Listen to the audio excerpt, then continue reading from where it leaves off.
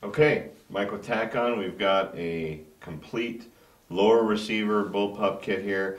My Remington 870 is inside the bullpup conversion kit. It functions. Everything's good to go. We're going to show you how to install the upper receiver on the kit and make it complete. So first thing I'm going to do is set this aside, get my upper receiver here. On the side of the upper receiver is room for a Picatinny rail. So we're going to take my little Picatinny rail in my kit, take my Allen screws, and I'm going to line one of these up.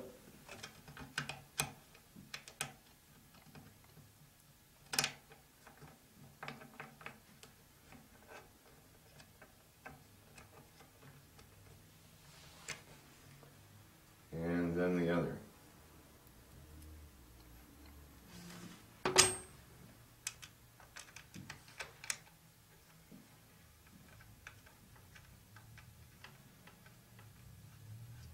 Okay, don't have to be really tight, but do be careful with your screws. Make sure you don't strip them out.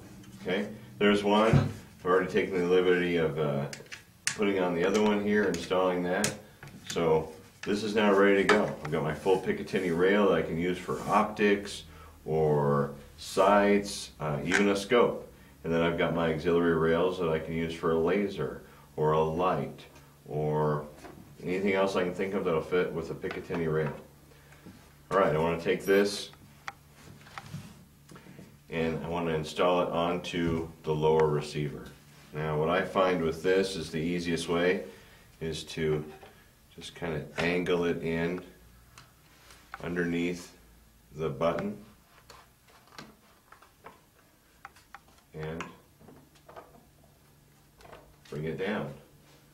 The lower receiver, we've got the two button head screws we talked about earlier, and I've got one of those screws in the upper receiver. So it's a button head screw just like before. It's going to be really important to get this lined up. The kit does fit tight, and it should fit tight. So I want to make sure that I just get this lined up right, and I don't strip my screw here. I want to get that lined up. I have to apply a little bit of pressure and get this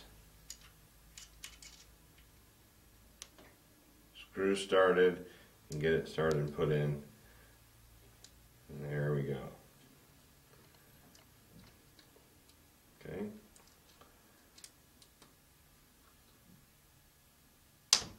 Snug it up just a little bit, just like that. And we're good to go. Okay. Now I've got this piece here that's going to hold the two halves of my kit together on the firing end of my conversion kit. So what I want to do is going to be like a third hand here. I want to try to put this together and just place this right over the end. Nice and snug. Depending on what kind of sights you have on your shotgun, this is a bead sight, kind of a high bead sight, and the clearance right there kind of varies depending on how that sight it goes. But I want to push that back, and as you can see here, it's pretty snug right up against it. We're going to have some screws that are going to hold that in. So that's going to help us with our kit, hold our kit together. I just want to flip that over, and now I've got my long button head screws, and I've got 4 of them on the bottom of the kit. 1, 2, 3, 4. Put all these in.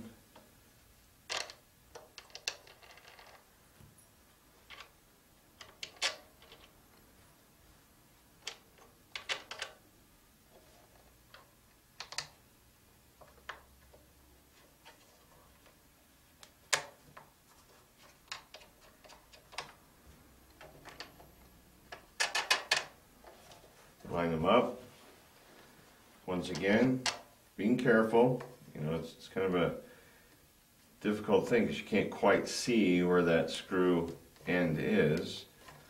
So you want to be careful, make sure you don't strip it out. Get my Allen wrench in there.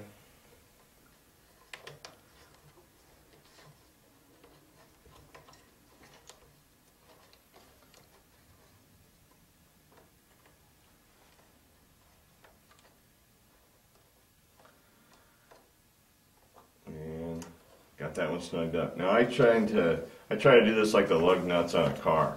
Okay, I've got that one done, and now I'm going to get this one done that's kind of the opposite over here. Make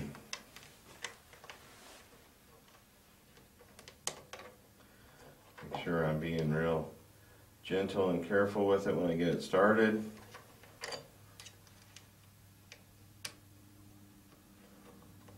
Like I said before, all the tools that you need for this kit come in the kit. This is the only time when you really get to the point in time where you wish you had a real long Allen that would just clear this fore end. I'm sorry, clear this grip and make it just a little bit easier to kind of get this going. It's a little bit tight right up against that grip. So got that started in the right direction.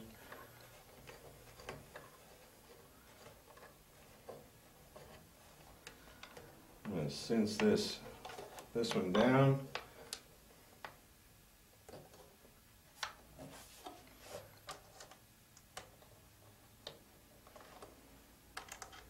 Go to the front. Just like I said, kind of like the lug nuts on a car, alternating, keeping the the tension evenly applied.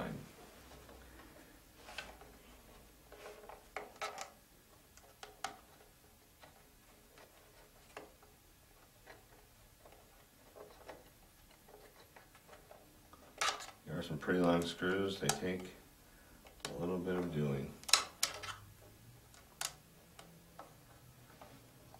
Okay, get that one going.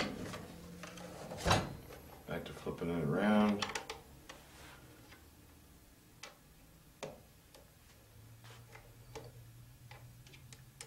And I'll line up our last of the long screws here that are joining our upper receiver and our lower receiver. This keeps everything together. Of course, like we've discussed, should you want to take this apart and put the stock and the fore end back on it that you took off of it because you're going duck hunting, or you sold the shotgun but don't want to sell the kit or something like that, then the process gets reversed. These come out. Really and truly, as far as cleaning goes, you get a lot of questions about cleaning. I've never had any real problems cleaning the shotgun with it in the kit. I can reach the certainly I can reach the loading port and the breech and all of the instruments that I need here, and I can get all that done no problem. So the bolt's a little bit trickier to clean with it in the kit, but really not a big deal. Okay, so I've got this snug down, and we're good to go on that. I'm going to take my two Allens, attach them to the piece I installed earlier that's going to really hold the two halves of the shotgun together.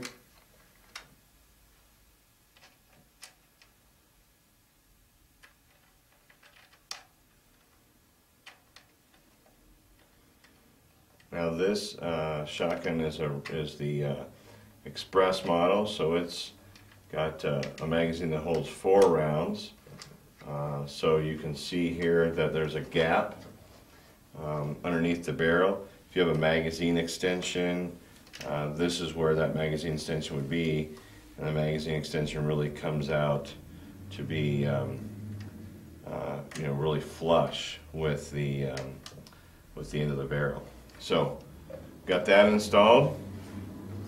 I've got my buttstock here, and there's a few holes right here in the back. I just want to line that up, depress these detents, pop that on, and I'm good to go. Only thing I have left is my sling attachment points. Now these don't exist in the instructions, but these grooves on the top of the receiver are specifically made for them.